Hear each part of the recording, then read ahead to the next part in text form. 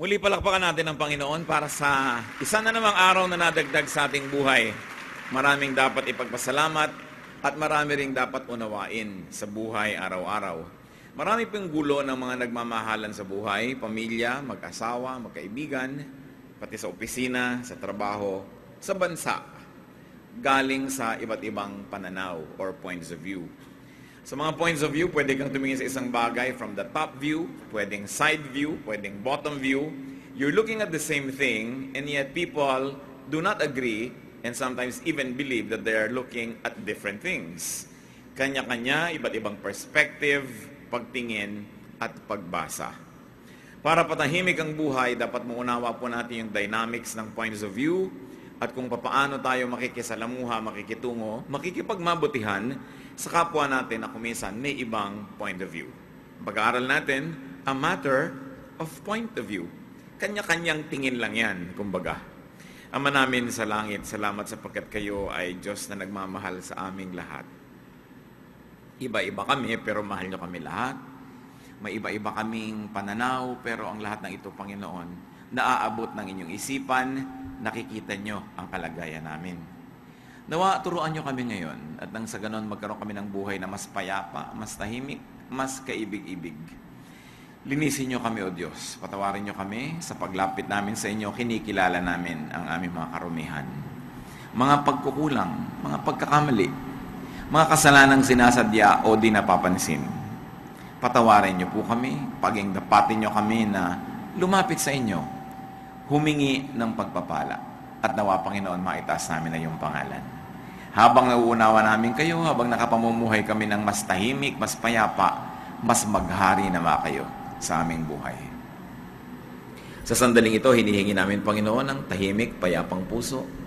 Turuan niyo po kaming magpatawad sa aming kapwa. Turuan niyo po kami, Panginoon, na lumimot sa aming mga suliranin, mga kinakatakutan sa buhay, at magtuon kami ng pansin sa inyo. Nawa, palasin niyo ang aming isip, ang aming tainga, ang aming mata maging bukas, makarinig, makakita. At pati ang katawan namin, Panginoon, palakasin po ninyo. Refresh us, renew our strength, so that we may focus undivided attention to you, God. Teach us, lead us. In the name of Jesus, your Son, who heals us, we pray. A matter of point of view. Marami pong maaaring pagbasihan ng mga pag-aaral na ito. Ang ating titingnan ngayon ay nagkataong napakaganda ring kwento. 2 Kings chapter 5. At uunahin natin, verse 1. Now Naaman was a commander of the army of the king of Aram. He was a great man in the sight of his master and highly regarded, because through him the Lord had given victory to Aram. He was a valiant soldier, but he had leprosy. So agad-agad nakita natin yung main character na ating kwento. Si Naaman, isang general, mataas ang ranggo, matagumpay, dakilang lalaki, kinikilala sapagkat maraming mga napanalunan ng mga digma. So, kitang-kita agad natin that his point of view must have been high. He would look at things from above, and most of the time, he would look at you as if you are below. Mataas kasi ang kalagayan, matagumpay, mayaman. Bagamat may isa siyang problema, siya ay may ketong. He was leprous. 2 Kings 5:2-3. Now bands of Aram had gone out and had taken a captive young girl from Israel, and she served Naaman's wife. She said to her mistress, "If only my master would see the prophet who is in Samaria, he would cure him of his leprosy." So ito pong pangkat na ito ng Aram ay mahilig na manghuli ng mga taong taga-ibang lugar. At minsan sila ay sumalakay sa Israel. Pag uwi nila itong isang babaeng dalagita na naging alipin ng asawa ni Naaman. So Mrs. Naaman had this maid. So this was a slave and a captive girl. Of course, from Naaman's point of view, she would be low. She would be beneath him. But apparently, her point of view of herself is high. Hindi naman siya tinatanong, siya nagpayo. Pinayuhan niya ang kanyang senyora, pinayuhan niya ang kanyang amo. Sabi niya, kung pupunta lang yang si Mr. Naaman sa Israel, sa Samaria, meron kaming propeta, gagaling yan. Meron siyang mataas sa pagtingin sa sarili na hindi niya pinigil ang sarili niya magsalita. Wala siyang inferiority complex. So there was also this prophet in Samaria na kinikilala ng babaeng ito na nakapagpapagaling at dinadaluyan ng Espiritu ng Diyos. But of course, yung pong Aram was a very, very rich kingdom at that time. Walang sinabi yung Israel nung panahon na yon. Mas tatalunin sila kung harap-harap ang magdidigmaan. Definitely from Naaman's point of view, ano naman itong prophet na ito in Samaria, beneath Naaman. He would be considered low. Kahit hindi natin laging nakikita ito mga kapatid, lagi tayong may point of view. Pag may kaharap kayo, inuuri nyo. At kung hindi tayo maingat at mabuti, madalas tingin natin mas mababa kaysa sa sarili natin. O kaya inuuri natin, ay mas maganda to sa akin, mas mayaman, mas sikat, mas nag-aral. So, mataas naman ang pagtingin ko sa kanya. So, ang point of view ko, papataas. Nakatingala, mababa ako. Kani-kanya. Kaya makikita mo kung anong nasa isip ng tao, kung paano makipag-usap. Diba? So, ano ba ito? Inglesera ba ito? I-Englishin ko to. Kasi kailangan matpatunayan ko. Nag-i-English din ako dito. Kaya makikita nyo yung mga very, very, sometimes sophisticated na English ng English na ganyan. Pagka biglang may kakausapin na takilyera dun sa parking lot, Tagalog kausapin. Kasi niya, ay, takilyera to. Tagalog ang gagamitin ko dito. Agad-agad inuuri mo kung saan ka pupwesto kung paano ka magsasalita, paano ka uupo. Nakikita natin doon sa pang-araw-araw na buhay. 2 Kings 5:4-6. Naaman went to his master and told him what the girl from Israel had said. So pumunta sa hari itong si Naaman. By all means go, the king of Aram replied. I will send a letter to the king of Israel. So Naaman left, taking with him 10 talents of silver, 6,000 shekels of gold, and 10 sets of clothing. The letter that he took to the king of Israel read, with this letter I am sending my servant Naaman to you so that you may cure him of his leprosy. Nagkaroon ng konting miscommunication dito. Nung sinabi ng babaeng bata, meron po sa aming propeta, pumunta kayo, gagaling kayo. Nagpaalam itong si Naaman sa hari, pupunta ako sa kabilang kingdom at may magpapagaling daw sa akin doon. Sabi naman ng hari, o sige, gagawa akong sulat, address of the king. At biglang yung king na yung naging healer. Sabi, may ipapadala ko dito, pagalingin mo. So there was a king of Aram who considered himself higher than the king of Israel. And of course, now Naaman brought gifts para he would be dealing with this king from a very high ground. Kasi meron siya mga regalo. Kumbaga, hindi siya makikiutang na loob. Halos bayad agad yung kukuhanin niya na favor. 2 Kings 5:7. As soon as the king of Israel read the letter, he tore his robes and said, Am I God? Can I kill and bring back to life? Why does this fellow send someone to me to be cured of his leprosy? See how he is trying to pick a quarrel with me. Nalungkot yung hari to the point, sinira niya yung kanyang damit. Ganon sila mag-express ng kawalang pag-asa, ng kalungkutan, ng galit kung minsan, pero madalas ng pagluluksa. Sabi niya, humahanap ng babag itong hari na to Nagpapadala sa akin ng pasyente na hindi ko kayang pagalingin. Ano ko, Diyos? Kaya ko bang bumuhay ng patay? So there was a king of Israel and he considered himself less than the king of Aram. Kasi kung more yun, ba't niya pipilasin yung damit niya? Takot siya, naisip niya, hindi ko to kaya.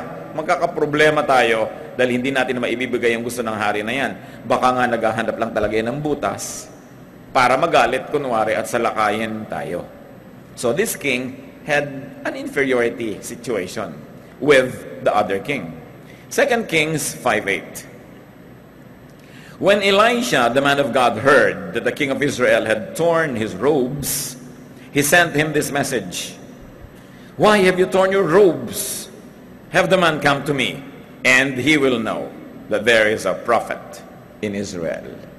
So nakita natin, Elisha here, the man of God, felt that he was greater than Naaman. In fact, that he was greater than Naaman's disease. He was greater than the king of his own country. Kasi sabi niya, yan lang nagluluksa ka, sinisira mo ang damit mo, papuntahin mo sa akin. At nang malaman niya, may ganon, na merong Diyos dito. Papuntahin mo. Nang malaman niyang may propeta dito. So, yung pagtingin naman niya, hindi mababa. In fact, mataas ang pagtingin niya sa sarili niya dahil siya yung propeta ng Diyos. mas mataas ang kalagayan niya doon sa pasyente at doon sa sakit mismo. Papuntahin mo rito nang malaman niya at makita niya ang hinahanap niya. 2 Kings 5:9. So Naaman went with his horses and chariots and stopped at the door of Elisha's house. So Naaman thought he was greater than Elisha. Ang equivalent ng dating niya ngayon, may mga wang-wang, wang-wang-wang-wang. Dumating siya, mga chariot, horses, ang lakas ng dating. No? Walang galang sa pupuntahan.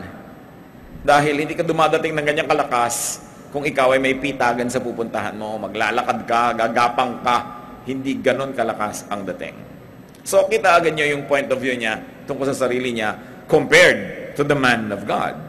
2 Kings 5:10, ano naman ang pananaw ni Elisha sa sarili niya? Elisha sent a messenger to say to him, "Go, wash yourself 7 times in the Jordan, and your flesh will be restored, and you will be cleansed."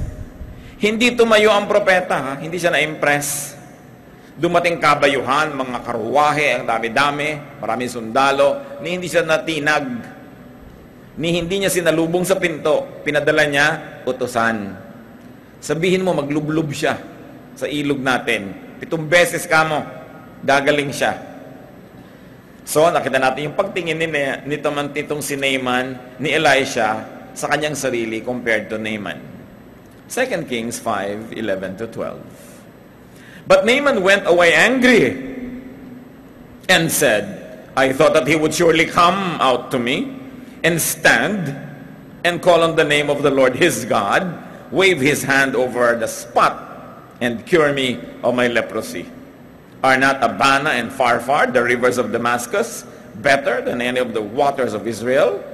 Couldn't I wash in them and be cleansed?" So he turned and went off in a rage. Nakita po naman niyo yung point of view niya, no? Akala ko, inaasahan ko, dapat lang, tumayo siya, sinalubong niya ako sa tarangkahan, nagkandara pa siya sa pagdating ko dahil eto ako, great man from a great country. Tapos hindi natinag, katulong lang nagsabi. Anong payo? Lulublub ako sa maputik at maburak na ilog nila? Bakit wala bang magagandang ilog sa bayan ko? Higit namang mas magaganda ang mga ilog sa amin kaysa sa kanila. Wag na lang. So umuwi siyang nagdadabog. Naaman thought and said, "I am greater than Elisha." Alam niyo yung etiquette? Anong etiquette? Pagka merong religious personage, the religious person doesn't rise, not even for ladies. That is etiquette. Because religious people represent a higher economy, the economy of God. So kay general ka, kay ano ka, dapat iginagalang mo yung God's anointed. Hindi yun naiintindihan ni Naaman. Sabi niya, hindi man lang nagbigay galang sa akin, tas ang ipapayo pa, walang kakwenta-kwentang ilog. No? Kita niyo yung nationalism nila, yung ilog nila, mas mabuti ka sa ilog nito, etc., etc. In a manner of speaking, he was saying, "My country is greater than his, and our rivers are much more beautiful than their rivers." So umuwi ito, napagod lang, naalikabukan lang, may ketong pa rin. 2 Kings 5:13-14. Naaman's servants went to him and said, "My father, if the prophet had told you to do some great thing, would you not have done it? How much more then when he tells you, 'Wash and be cleansed'?" So he went down and dipped himself in the Jordan 7 times, as the man of God had told him, and his flesh was restored and became clean like that of a young boy. Siyempre, yung flesh niya nasisira na, masakit, mahirap, di magandang tingnan, umuwi siya ganun. Ang yabang-yabang, pero may sakit pa rin.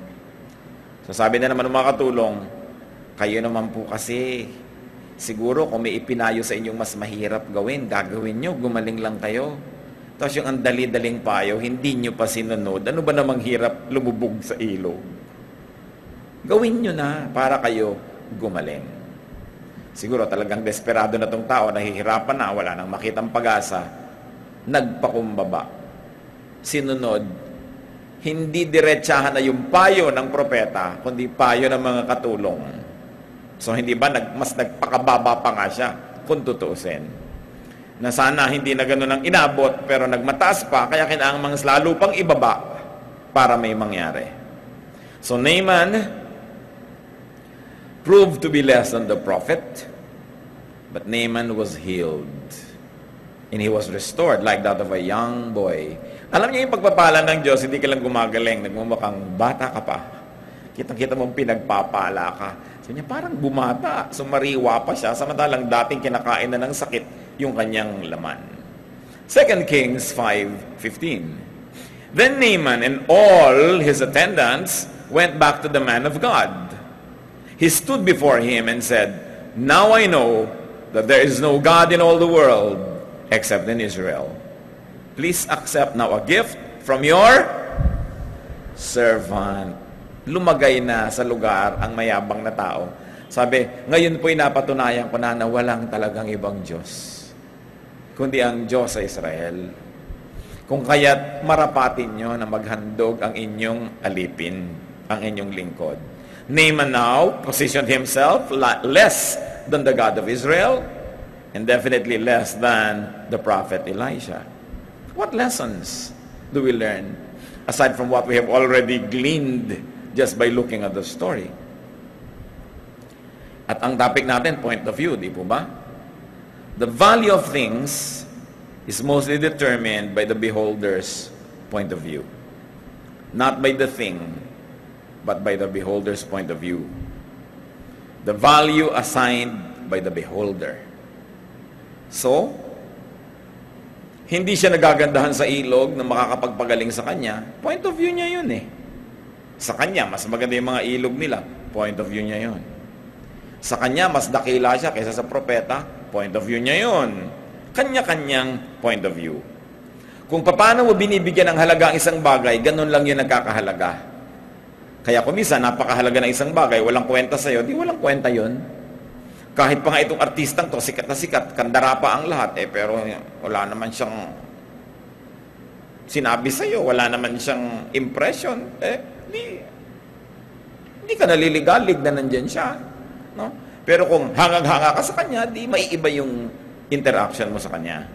Kaya may mga bagay na may tinatawag na sentimental value. Bakit mo binibili ng pagkamahal-mahal yung bagay na yan? Diba? Kasi may sentimental value sa akin. Sa iba, wala. Merong artistic value. Takang-taka yung iba, ha? 50 million pesos, binili mo yung babaeng parang hiwa-hiwang pakwan? Hindi pala siya mahilig sa cubist. So, sa kanya, walang kwenta yon. Ito sa may nakakaintindi, may kwenta yon. Kanya-kanyang pagbibigay ng kwenta. And there is also such a thing as imagined value. No? Yung akala mo lang valuable. O kaya, you made up your mind that it's valuable, therefore to you, it is valuable. Kaya may bumibili ng 100,000 pesos sa isang palayok na nahukay sa isang pusali. Kasi mahalaga sa kanya yung antik na palayok na yun. Sa iba, ano ba naman yung palayok na yan? Ginastos mo nang wala ka kwenta-kwenta, bangas-bangas pa. No? So, ang tingin sa'yo, hindi ka ba talino? Kanya-kanya. Marami po pang example sa ibang differing points of view. Si Joseph at si Potiphar and Potiphar's wife. Inaakit ni Mrs. Potiphar si Joseph. Bilang paggalang ni Joseph kay Mr. and Mrs. Potiphar, hindi niya pinatulan ng babae. Nagalit ang babae dahil ang basa niya doon, binastos siya. Hindi siya pinansin. The same act read being differently from different points of view. So sa tingin ni Joseph, tama ang ginawa niya. Sa tingin ni Mrs. Potiphar, no, you deserve to go to jail because you snubbed me. Iba-iba. Si David, nung maliit na binatilyo, nagpunta doon sa digmaan, sa front line. Nagdala siya ng makakain ng kanyang mga kapatid, ng mga kuya niya. Nagdala siya. Ano sabi ng kuya niya? Bulakbol ka talaga, no? Nagpunta ka pa dito, hindi ka mag-alaga ng mga hayop. Samantalang nagpunta para magdala ng pagkain para sa kanila. Magkaibang point of view. So pag-aawayan niya na dapat yan. Si David, nung siya ay naglilingkod kay Haring Saul, ang dami-dami niyang napapatay. Nung umuwi sila sa city dahil may mga gyera, sinalubong siya ng maraming babae, nagkakantahan. Saul killed his thousands, David killed his tens of thousands. So anong point of view doon? Dapat matuwa si Saul kasi yung isa niyang general, tens of thousands ang napapatay para sa kanya. Pero nagalit si Saul dahil nainggit siya, nagselos siya, na mas maraming napapatay si Joseph. si David kesa sa kanya. Samantalang yung achievement ng tao na yon, ang magbe-benefit din naman siya dahil siya yung hari. Pero nagalit siya. Point of view. Si Jesus, di ba? Ang Panginoon natin, out of this world, talaga ang mga pamamaraan niya. So anong tingin ng pamilya niya? Baliw siya.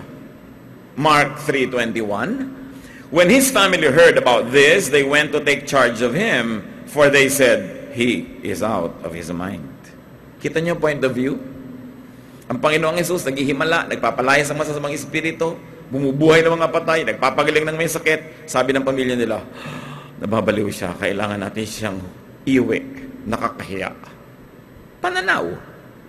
Kaya kung minsan, natagpuan mong katotohanan, anong tingin ng mga kamag-anak mo sa'yo? Naku, nasira siya, na born again. No? May nangyari sa kanya hindi maganda, napahamak siya. Point of view yun, no? Iba-ibang point of view. Ang Panginoon nagpapalaya sa mga demonyo, no? Anong pananaw ng iba? Sabi, demonyo rin kasi siya. Kaya siya nakakapagpalayas ng demonyo. Matthew 12:24, when the Pharisees heard this, they said, it is only by Beelzebub, the prince of demons, that this fellow drives out demons. Sabi, kampon din na Satanas yan. Kaya siya nakakapagpalayas ng mga masasamang espiritu. Pananaw. Sa Pentecost, nung sila Peter ay lumabas, nung kanilang pinagtatago ang kwarto at nagsasalita sila ng iba't ibang wika, napagkamalan sila ng lasing. Pananaw. Diba? Akala nung iba, lasing, ito pala, speaking in tongues. Kanya-kanya. Pati si Paul, no? At saka si Barnabas, naghihimala sila sa kapangyarihan ng Diyos, napagkamalan silang si Hermes at si Zeus, yung mga Diyos ng Greece. Acts 14:11-12. When the crowd saw that what Paul had done, they shouted in the Laconian language, the gods have come down to us in human form. Barnabas they called Zeus, and Paul they called Hermes, because he was the chief speaker. So how do people define experiences? How do people develop points of view? They define experiences and develop points of view by familiarity. Kung ano ang nakasanayan nilang makita, yun ang ia-assign nila at makikita nila sa anumang bagay na hindi nila naiintindihan. Kaya kung ikaw, sinanay na laging multo ang laman ng iyong isip, no? Nung tumunog yung cellphone, multo. Pero yung sanay, halimbawa sa electronics, hindi multo yun. Electronic activity yung nangyayari. Kaya yung mga, halimbawa, galing sa mga lugar na lagi nalang aswang ang topic, kahit na yung sinampay, aswang. Kasi ang nakikita niya aswang, kasi yun ang korte ng mata niya, korting aswang. Kaya yung may mga inferiority complex, kahit hindi mo pinipintasan, akala nila, pinipintasan mo sila. Yun naman mga taong akala nila sila'y kaakit-akit, matingnan mo lang, akala nila may gusto ka na. Kasi yun ang nakikita nila, dahil yun ang laman ng utak nila. Yun ang korte ng kanilang mata. Imagine niyo na ang mata nyo, tatsulok. Di ba, tatsulok din ang mundo? Lahat ng makikita nyo, triangle. Subukan nyo na ang mata nyo, halimbawa, rectangle. Rectangular shapes ang makikita nyo everywhere. Magsuot kayo ng sunglasses, kulay pink. Lahat ng kulay ng mundo, pink. Subukan yung brown, brown ang mundo. Dahil may mga takip, may mga hugis ang ating mata. Our perception, like sight, hearing, and feeling, our understanding, kung paano natin inuunawa ang mga bagay, our interpretation, ang pagpapakahulugan natin, and our application of information is mostly a matter of point of view. May nakita ka, pinagtatalunan ninyo, square. Yung isa naman, pinipilit niya, no, iba yung shape. Yung pala, nasa kabilang side siya, iba yung nakita niya. Point of view. Paano natin nauunawa, paano natin binibigyan ng kahulugan, at paano natin binibigyan ng lapat sa buhay natin na isang bagay, kadalasan lang yan, point of view. Kaya maraming religious quarrels. Iisa naman yung Biblia, magtataka kayo, ba't ang daming basa? Nag-aaway-away, ano ba naman yung baptism, lubog, turok, laba, kula, ano ba talaga? Kasi lahat naman, yung naniniwala na dapat immersion, ilalabas sa yung verses na immersion eh. Yung gusto nila sprinkling, ilalabas sila yung verses na sprinkling. Yung gusto nilang pouring, meron silang verses na pouring. Kasi ang mga tao, pinipili din naman nila yung ilalabas silang reference. Yun lang magpapatunay sa gusto nilang patunayan. Most of the time, we also have a very selective point of view that we choose to bring out only that which will prove our point. And we hide, even from ourselves, those that disprove us. Kaya nagkakaroon ng ignorance, nagkakaroon ng pagtatalo-talo at mga hindi kailangang mga sigalot. 1 Corinthians 13:12, pinapakita dito kung paano natin uunawaan ang katotohanan. Now we see but a poor reflection as in a mirror. Then we shall see face to face. Sabi niya, ang nakikita lang naman natin, reflection malabo, tulad ng sa mirror. Mirror is not salamin. Nung unang panahon, yung mirror, silver, or gold, or copper na pinapakintab, yun ang mirror mo. So, hindi kasing linaw nung salamin ngayon. Sabi, parang reflection lang sa mirror. Ang nakikita natin, hindi talaga malinaw. Kasi, yun lang ang abot ng isip natin. Yun lang ang kaya nating maunawa. So, anong lesson dito mga kapatid? Always check your point of view. May ginawa ang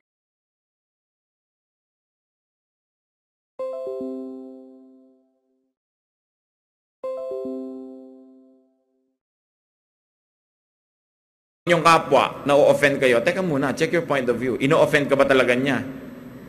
O, tingin mo lang yan. Hindi ka nga ba pinansin o masakit lang ang ngipin niya at hindi ka nakita? Baka naman, akala mo lang. Always check your point of view. Another lesson is that we can be saddened or uplifted. We can be slighted or flattered, destroyed or made, scared or emboldened, humbled or made proud by our point of view. Pwede mo siyempre sabihin na, ay, Pilipino ako, inferior ako sa mga Amerikano kasi 50 pesos to $1. Point of view. Pero pwede mo rin masabing, Filipino ako, superior kami sa mga Amerikano because no matter what types of presidents we had, we never assassinated the president. O, di proud ka naman kasi yan ang tingin mo dun Di ba? So, saan ka tumitingin? Magiging inferior ka o superior depending on the point of view you choose. Magiging mayabang ka o mapagpakumbaba, takot o kaya ay tiyak at matapang, depende kung anong gusto mong tingnan. Kaya kadalasan, ang ating mga kinakatakutan ay tayo rin na may likha. Ang ating mga kayabangan ay bunga din ng ating mga bangungot. Kaya sabi nga sa Biblia, ang katotohanan na nagpapalaya. Ang nakikita ba natin ay totoo? O ang nakikita lang natin ay isang mukha ng katotohanan na maraming mukha? Makikipag-away ka ba sa iba na iba ang mukhang nakikita sapagkat nasa likod sila? Ikaw naman nasa gilid, yung isa nasa ibabaw, yung isa nasa ilalim, tapos mag-aaway-away kayo, pinagpipilitan nyo na mali yung iba, yung pala magkakaiba lang kayo ng pinagmumulan ng pagtingin. At kadalasan mga kapatid, kahit sa biblical truth, ganon. Hindi dapat pag-awayan dahil hindi naman talaga mali siya dahil lang magkaiba kayo ng pananaw. Sa iba kasi siyang anggulo nakatingin. Alam natin na iba ang pananaw kadalasan ng babae at lalaki. No? Magkaiba kuminsan yan. The same thing, magkaiba ang kahulugan. Pagka nagsasalita si babae, hindi na tumahimik sa lalaki, pwedeng interpretation ni babae, talagang wala kang pakialam, hindi ka man lang sumagot, hindi ka man lang kumibo, hindi mo ako mahal. Pwedeng point of view naman ni lalaki, mahal nga kita kaya hindi ako kumikibo. Sige na, ikaw na lang magsalita, huwag na tayong mag-away. So, pinag-aawayan kasi magkaibang point of view. So, ang mahalaga mga kapatid, ang sinasabi sa Romans 12:3, do not think of yourself more highly than you ought. Huwag kang magmataas. Huwag mong isipin na mas mataas ka sa kapwa mo. Pwede, formally, mas marami kang edukasyon, pero marami namang informal education. Ano naman ang malay mo? Sa ibang area, mas bukas ang isip, mas malawak ang naaabot ng iyong kapwa. 2 Corinthians 11:5, but I do not think I am in the least inferior to those super apostles. Si Paul ang nagsasabi, Sabi niya, okay, may mga orig apostles, nandiyan sila nung buhay pa si Kristo. Ako huli na ako napasali. Pero hindi ko naman tinitingnan ng sarili ko na inferior sa kanila. May iba din naman ako ng calling at may iba din akong katangian. So watch your point of view. Do not needlessly downgrade yourself, although you do not needlessly upgrade yourself. Lagi yan. Bakit ganitong pananaw ko? Ba't iniisip kong galit sa akin siya? Ba't iniisip ko na binabaliwala niya ako? Bakit iniisip kong kinakaya-kaya niya ako? Yun ba talaga ang ginagawa niya? O tingin ko lang ito? Kasi ang tao po na magmamature kailangan nagkakaroon tayo ng puwang sa pananaw ng iba. Hindi lang pananaw natin, tinitingnan natin sa buong paligid ang iba't ibang anggulo para mas dumami, lumawak ang pag-unawa natin sa iisang bagay. There are many points of view. Marami. 1 Corinthians 1:12, yung nag-aaway-away sa church. One of you says, I follow Paul. Another, I follow Apollos. Another, I follow Cephas. Still another, I follow Christ. Nagkagaling-galingan sila, nag-aaway-away. Pare-pareho lang naman yung pananalig. Kahit naman kasi sumusunod ka kay Apollo, sumusunod naman siya kay Paul, sumusunod naman siya kay Lord, hindi yun din yun. At the end of the day, you go to the same destination. Kaya hindi dapat na pinag-aaway-awayan yan. Mga kapatid, bakit natin ito pinag-uusap-usapan? Kasi halos lahat ng gulo ng mag-asawa, ng magulang, magkakapatid, point of view lang. Hindi necessarily angel ka, devil siya, correct ka, wrong siya. Magkaiba lang pananaw. Magkaiba. Ang isang bagay nga, kumisan, panahon lang ang pinagkaiba. Mag-aaway-aaway kayo. Ano yung laman ng baso? Sabihin isa, yellow. Yung isa naman, pinag-aaway-aaway niya, hindi, tubig ang laman. Yung pala, 3 hours later niya tinignan di tubig na nga yun. The same baso, the same laman. Yung yellow, naging tubig. Tapos mag-aaway kayo. Hindi tama. When you have the option, brothers and sisters, because there are many points of view, choose the point of view that is uplifting, that is positive, constructive, helpful. Dahil maraming pananaw at pwede naman tayong pumili, ang piliin nyo yung maganda, yung nakatutuwa, yung nakabubuo, hindi nakasisira, yung nakatutulong. Halimbawa, may ginawa ang isang kapitbahay nyo, pwede mong i-interpret yan na inaaway ka. Pwede mo rin naman i-interpret na, hindi niya siguro naisip na baka ako ma-offend. Pwede mo rin naman i-interpret na, siguro talagang mangmang lang siya. Kulang sa kaalaman. Anong gagawin mong basa? Hindi mo naman alam kung alin talaga, mas piliin mo yung mas maganda. Kasi magiging maganda yung pananaw mo sa kanya, which can also induce the other person to be good. And even if that doesn't happen, you will have a better outlook in life, you will sleep better, you will have a better appetite. At the end of the day, you benefit. Huwag niyo laging pinipili yung negative. Nakakita na ba kayo ng tao, laging negative ang interpretation? Kahit anong gawin mo, masama ka. Kahit ano pa ang gawin mo, mali. Kasi pinipili niya na tingnan na ganun yun. Kaya sabi sa Philippians 4:8, whatever is true, whatever is noble, right, pure, lovely, whatever is admirable, if anything is excellent or praiseworthy, think about such things. Sabihan ng pagtuunan nyo ng pansin, doon kayo tumitig at ganyan ang gawin yung pananaw na nakikita nyo kung ano yung kabig-habighani, ano yung maganda, ano yung tama, ano yung mainam. Sapagkat yan ang magbibigay ng hugis sa inyong mga salita, sa inyong kilos, sa inyong gagawin. Pero pag ang pinilit yung makita, yung pangit, yung hindi maganda, ganun din ang magiging asal nyo. Ganun din ang magiging pakitungo nyo sa kapwa. At ganun din ang isusukli niya sa inyo dahil yun naman ang ibinayad nyo sa kanya. Siyempre yun din ang isusukli niya. So consider other points of view and very especially consider other people's point of view. Romans 14:7, for none of us lives to himself alone. So kung merong hinihingi sa iyo ang kapwa mo, hindi mo na ikamamatay, bigay mo na. Para tahimik ang mundo. Merong mahalaga sa kanya, hindi naman sobrang kabawasan sa iyo, ibigay mo na. Ikasasayan niya Point of view niya yun eh. Mahalaga sa kanya. Sabi mo, wala namang kakwenta-kwenta yun. Iniisip mo, ano walang kwenta? Ay, may kwenta sa akin yun. Mag-asawa, ganun. Iniisip ng babae. Mahalaga yung birthday niya, dapat maalala. Sasabihin ni lalaki, hindi talaga ako maalalahanin. Para yun lang eh. Pinapahalagaan mo na. Sa mahalaga sa kanya eh. Alam niyo po, ang mahalaga sa isang tao, kahit ano pang gawin nyo, tunawin nyo ang mundo, gibain nyo ang lahat ng gusto nyong gibain, yung mahalaga sa kanya, hindi nyo magiging pwedeng gawing walang halaga. Kasi mahalaga sa kanya eh. O, takot siya sa ipis. Kayo naman, talagang tinatapak-tapakan niya yung ipis. Talagang balewala sa inyo yan. Pero hindi mo pwede sabihin sa kapwa, huwag kang matakot. Takot siya eh.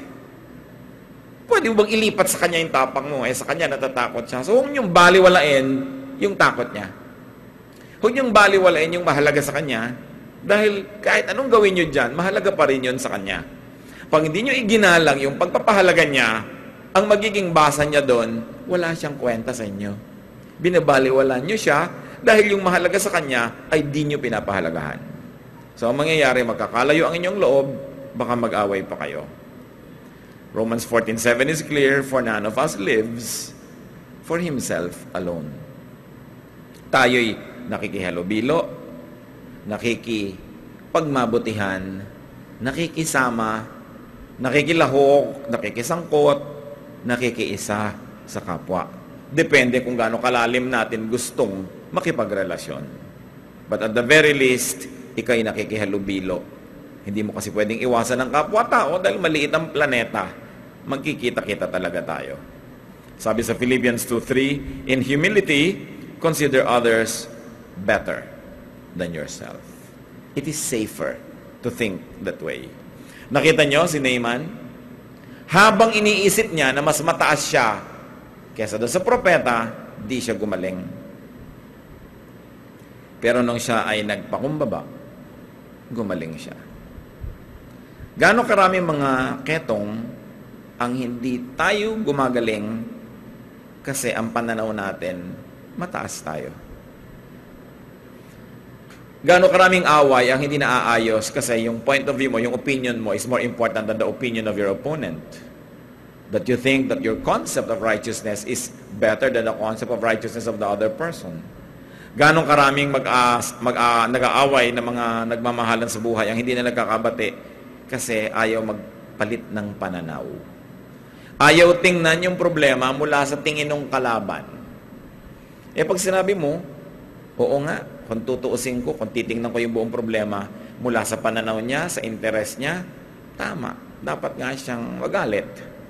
Dapat nga siyang maghinanakit. Dapat nga siyang magtampo. So kung naisip natin yon, magpapakumbaba tayo, gagaling. Yung ketong na yan ketong talaga, pero hindi lang yan ketong. Yan ay simbolo din ng mga sakit ng ating kaluluwa. Sakit ng ating puso. Sakit ng ating pakikipagkapwa na hindi gagaling hanggang hindi ka nagpapalit ng pananaw tungkol sa sarili mo. Hanggang hindi ka nag-iiba ng point of view. So it's important, do not be judgmental. Do not always consider what you do not understand as wrong. Romans 12:1, you therefore have no excuse, you who pass judgment on someone. Do not be proud. Proverbs 13:10, pride only breeds quarrels. Alam niyo naman yung mga pride, di ba? Birthday ko, hindi mo ko nabati. Hindi mo ko pinadala ng regalo. Di ba? Hindi mo ko kinikilala, hindi mo ko ina-acknowledge, nandito ako, so kailangan ginagawa mo yan. So magagalit ako sa'yo. At gagalitin ko rin yung iba para magalit din sila sa'yo, para may kakampi ako, at maglumaki ang chance na manalo ako. Pride. Do not be selfish. Philippians 2:3, do nothing out of selfish ambition or vain conceit. Habang ang tao makasarili, yung kapwa niya, tuturuan din niya maging makasarili. Kasi kung lagi mo inaagawan yung kapwa mo, palabigay siya, mamaya matututo na rin siya, wala palang natitira sa kanya, sa susunod, aagaw na rin yon. Pag makasarili ka, tinuturuan mo ang kapwa mo maging makasarili. Subalit ko ikay mabuti, ina-encourage mo rin ang iyong kapwa na maging mabuti. Kadalasan, nag-aagawan lang naman dahil baka pag hindi ako umagaw, maubusan. Pero kung wala namang nang-aagaw, hindi rin ako mang-aagaw dahil naghihintayan naman tayo. Ganun lang yun.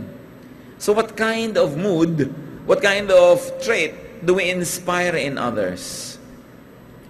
Do we make them angels or demons? Ang mga tao ba pagkasama tayo nagiging mabuti o sumasama? Sila ba nagiging halimaw o nagiging mga anghel na mapag-aruga? Kadalasan, ang behavior ng ating kapwa, mga kapatid, reaction lang sa behavior din natin. Kaya tayo ang pwede magpasimula na palitan yung mga pangit na samahan, tayo ang pagpasimulang magpakita na maganda and to encourage them to do the same. Do not be childish. Ang bata, walang alam na point of view, kanya lang.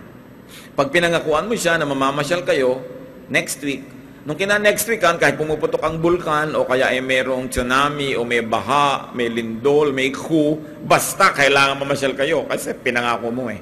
Childish point of view. Yung sarili lang pananaw, sarili lang gusto ang nakikita. Kaya ang 1 Corinthians 13:11, when I was a child, I talked like a child. I thought like a child. I reasoned like a child. When I became a man, I put childish ways behind me. Nung bata ako, isip bata ako. Pero ngayon hindi na. Ganun. Mature na ako eh. So, ganun na ako kumilos. Nawa lahat tayo makarating sa ganung level na ikaw na yung mapagparaya kaysa ikaw yung pinagbibigyan. Ikaw na yung umuunawa kaysa ikaw lagi ang inuunawa. Ikaw na yung nagmamahal kaysa ikaw lagi ang minamahal. Ikaw na ngayon sinagbibigay kaysa ikaw lagi ang tumatanggap. Ibig sabihin, nagmamature na tayo. When people have a misunderstanding, a quarrel, a falling away, it is mostly out of conflicting points of view. Isaiah 1:18, come now, let us reason together. Halika, mga tuwiran tayo. Hayaan natin na yung katotohanan magwagi, yung tama ang siyang manaig. At kung sakasakali man na hindi laging nakakaabot sa ganung masayang resolution, hindi laging naaayos yung mga differences, Colossians 3:13, bear with each other. Magpasensyahan. Magbigayan. Panapanahon. So peace is understanding, accommodating, and respecting other people's points of view. A point of view gives shape and color and texture and meaning to everything. Kaya mga kapatid, kung sa palagay nyo, yung mas maraming tao, walang kwentang tao, point of view nyo yun eh. Nagpasya kayo na makita yun na ganon. Pag nagpasya kayo na walang kakwenta-kwenta ang buhay sa inyong probinsya, sa ating bansa, wherever, depende yan sa tiningnan nyo eh. Point of view. Kaya kung minsan nakakausap ako ng mga PhilAms, yung mga Filipinong bata na lumaki na sa Amerika, walang muang sa buhay sa Pilipinas. Pagkatapos magbabakasyon dito, 2 linggo, pag uwi sa Amerika, ayaw na magbalik dito kahit kailan, sinumpa na ang Pilipinas. Paano? Ano yung nakita? Ano yung ipinakita ng mga kamag-anak? Siyempre, kung minsan nagkakaroon sila ng shock. Tiki-tiki sa silang kwarto kung minsan sa Amerika, magiginhawa yung mga buhay. Siyempre, dahil yun naman ang standard doon. Tapos biglang nandito, ititira mo sa mga lola mo na 15 kayo doon sa isang teheras. Yung toilet hindi nagpa-flush. No? Nawawala pa ng kuryente in the middle of the night. Wala naman siyang orientation. Hindi man lang binigyan ng pasubali na gano'n ang mangyayari. Mga kamag-anak na walang alam puntahan, kundi yung gilid-gilid doon. Walang nakitang magandang view, walang nakitang magandang bagay. So, ang akala nila yung Pilipinas hindi maganda.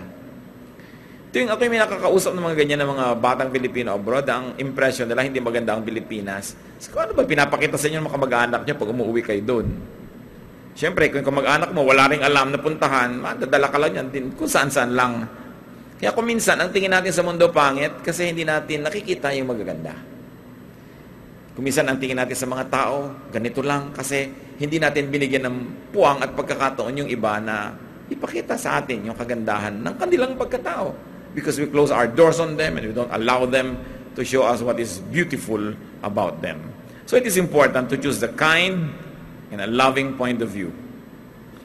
Mamimili rin lang tayo, yun ang mapagkandili, maibigin, mabuti, mabait. Sabi sa 1 Corinthians 12:31, I will show you the most excellent way. And you know what that way is? The way of love. Pwede din namang may way of hatred ka eh. Pero ba't naman yun ang pipiliin natin? There's a way of love. Titus 3:1-2 says, remind the people to be peaceable. Paalala nyo, mas magandang point of view yun. Hindi laging war, hindi laging total war. Pursue the way of peace. At mahalaga, mga kapatid, dahil iba-iba ang point of view, avoid the malicious.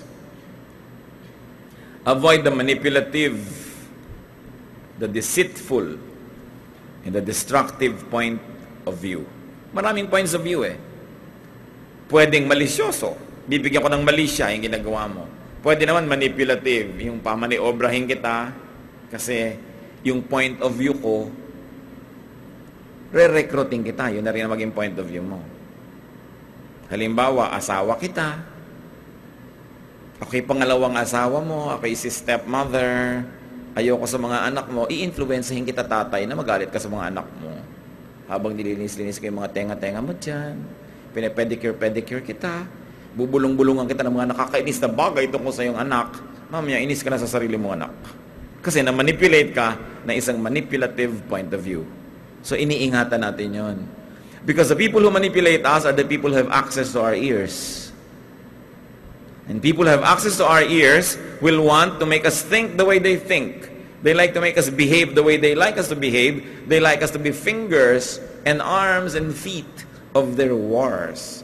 Na tayo ang maging pawns in their very cruel chess games. Kaya, tinitingnan natin mga kapatid dyan. May mga tao, hindi ka naman galit kay person A, pero nung nakausap ka ng taong ito, mamaya galit ka na kay A. Hindi mo naman nakita si A, hindi kayo nagkausap, nagalit ka na. Kasi na-manipulate ka ng point of view niya. We must be careful about assuming the point of view of others without thinking. Kaya sabi sa Titus 2:7-8, in your teaching, show integrity, seriousness, and soundness of speech that cannot be condemned, so that those who oppose you may be ashamed because they have nothing bad to say about us. Yung mga ginagawa nyo dapat yung tama. Pagka sinuri, mapapatunayang tama. Hindi lang nagmukhang tama kasi yung kausap, nilito, nilasing, binulag, binlockmail emotionally. Truth sets free. And truth is a product of thorough study and observation. You can choose your point of view. So choose what is good, what is kind, and lovely. Romans 14:5, one man considers one day more sacred than another. Another man considers every day alike. Each one should be fully convinced in his own mind.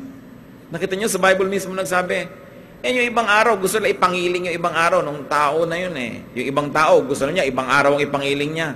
Bahala kayo, kanya-kanya. Kaya lang, tiyakin mo na yung pinaniniwalaan mo, naniniwala ka talaga. Yung konsyensya mo, hindi mo binabiolate, sumusunod ka, hindi ka nahahati yung loob mo. So yung pinag-aaway-awayan, alin ang mas banal na araw, sabi ganun, one man considers one day more sacred than another. Another man considers every day alike. Yung iba nung pare-pareho lang yan. Sabi, point of view lang yan. Kaya marunong ka ding dapat gumalang. You can choose to be a curse to others because of your point of view, or you can choose to be a blessing. May tao talaga, makausap mo lang siya, mawawalan ka ng ganang mabuhay eh. Pag nakausap mo siya, matatakot ka. Pag nakausap mo siya, ninervyusin ka. Pag nakausap mo siya, mawawalan ka na ng inspirasyon. Magagalit ka sa mundo, magagalit ka sa tao, magagalit ka sa simbahan, magagalit ka sa gobyerno. Yung mga ganon. You can choose to be like that and destroy everyone's point of view, or you can choose to be a blessing. Romans 14:19, let us therefore make every effort to do what leads to peace and to mutual edification. Kasi may mga tao, lagi ka nilang gagawing gulo, agitated, troublesome when you allow them. So beware of people's points of view. Nearly every person is trying to recruit you to his ideology. Dapat nag-iingat ka dyan, kapatid. Beware of people who influence and manipulate you with their points of view. 2 Peter 2:1-2, there will be false teachers among you. They will secretly introduce destructive heresies. Kaya dapat sinusuri mo ang pinapakinggan mo dahil maaari kang masingitan, pag nalilibang ka na, dinadaya ka na. Kung may mahalaga sa'yo, di mahalaga. Hindi mahalaga sa kanya, di hindi mahalaga sa kanya. Pero hindi mo dapat ignorin yung mahalaga sa'yo dahil lang hindi mahalaga sa iba. Mahalaga sa'yo eh. Kaya sabi sa Romans 14:16, do not allow what you consider good to be spoken of as evil. Diba? May mga ganyan eh. Yung ikaw, maalalahin asawa, sasabihin naman sa'yo, women's liber, huwag mong alalahin yung asawa mo. Sunugin mo yan. Huwag mo siyang pagbigyan. Kaya, sabi mo, ikaw, kung wala akong kwenta sa yung asawa mo, di bahala ka. May kwenta sa akin eh. Bakit mo ko pinapakialaman? Kanya-kanyang pananaw yan. Maraming mga bagay naman, hindi masama o mabuti. Pananaw mo lang eh. Hindi kanya-kanya. Dapat tinotolerate mo yung iba, tinotolerate mo rin yung sarili mo kung hindi ka kamuka ng iba. Basta hindi malinaw na nasa Bible, masama. Iba na yun, ha? Yung masama, mabuti. Meron naman nun eh. Pero merong hindi malinaw, masama ba o mabuti, you're entitled kung ano ang gusto mong stand tungkol sa bagay na yan. May mga tao na galit sa mga babaeng mahaba ang buhok. Diba? Haba-haba ng buhok mo, ang init-init. Mapagupit ka. Kung gusto mong pakalbo, di pakalbo ka. Ako gusto kong mahaba. Bakit ba? Kailangan marunong tayong manindigan doon sa gusto natin sa buhay. Sabi, do not allow what you consider good to be spoken of as evil. Kaya sa'yo, maganda yan eh. Kung ayaw niya, diwag. It is important to be careful with our loved ones, with our advisors, with associates and friends, even the media. Everybody and everything that has access to our ears, dapat natin pag-ingatan kasi dyan pwedeng manggaling ang manipulation. Galatians 5:15, if you keep on biting and devouring each other, watch out or you will be destroyed by each other. So yung mga tao na laging negative ang point of view, iwasan nyo sila. Kasi sisirain nila kayo. Yung wala nang mabuti, lahat na lang reklamo, wala nang makitang tama, complainers, whiners, avoid them. Especially in a family, no? Malakas ang influence nung may access sa atin. Nag-iingat tayo dyan. Make life peaceful. Make life beautiful with your point of view. Point of view need not be bad or good. Point of view can be neutral. Taste lang, kumbaga yun. Ang tanong na gusto kong iwan, mga kapatid, tulad ng kwentong ating sinimulan at ngayon gusto kong balikan. Si Naaman, habang nagmamataas, hindi gumagaling. So ano ang mga sakit natin sa isip, sa puso, sa damdamin, sa buhay, na hindi gumagaling habang hindi tayo magpapalit ng point of view. Habang hindi tayo nagbabagong loob. Habang hindi tayo nagsasabing, oo nga, mali ako, dapat ibahin ko ang pananaw ko. Kasi kung minsan magtataka kami, mag-asawa, 20 years na sila nag-aaway over the same thing. So siguro isa naman dapat magpalit na ng point of view. Pagbigyan mo na, para lang tumahimik ang buhay nyo. Kesa naman, naninindigan ka lagi, laga-away naman kayo. So ano naman yun? It's not worth it. Tsaka ano yung mga sakit ng espiritu natin, hindi na gumaling-galing. Habang hindi tayo nagpapalit ng pananaw tungkol sa sarili natin, our concept of self-importance, our concept of conceit, self-centeredness. We have many illnesses. Akala nyo si Naaman lang meron, lahat tayo meron yan. Pero habang hindi tayo nagpapakumbaba, nagpapalit ng pananaw, sabi nga, naguhunos dili, nagpapalit ng paraan ng pag-iisip, hindi tayo gagaling. Diyos namin sa langit. Makita naman nawa namin kung ano ang application ng kwentong ito sa buhay namin. Kung may mga pananaw kami, points of view, style na nakakasira sa amin, sa aming kapwa, sa mga mahal namin sa buhay, humahad lang para kami gumaling, umasenso, umunlad. Buksan yung mata namin. Matuto kaming makinig sa payo. Kung hindi man nakinig si Naaman agad sa payo ng propeta, nakinig naman siya sa wakas, kahit sa payo ng kanyang mga katulong. Turuan niyo kami, Lord, na makilala yung tama, maganda, mabuti, maski pa nga nagmumula sa bibig ng mga taong hindi namin laging inaakala na pagmumula ng karunungan. Kahit mga hayop, ginamit mo sa Biblia na magsalita ng katotohanan para magpaalala at magtuwid. Bigyan mo kami, Lord, ng tenga na handang makinig kung nangungusap ka sa pamamagitan naman ng ibang tao, bagay, o mga pangyayari sa aming kapaligiran. Teach us to be sensitive. That our point of view, O God, may be patterned after your will. godly, pure, peaceable, lovely, desirable, friendly, caring.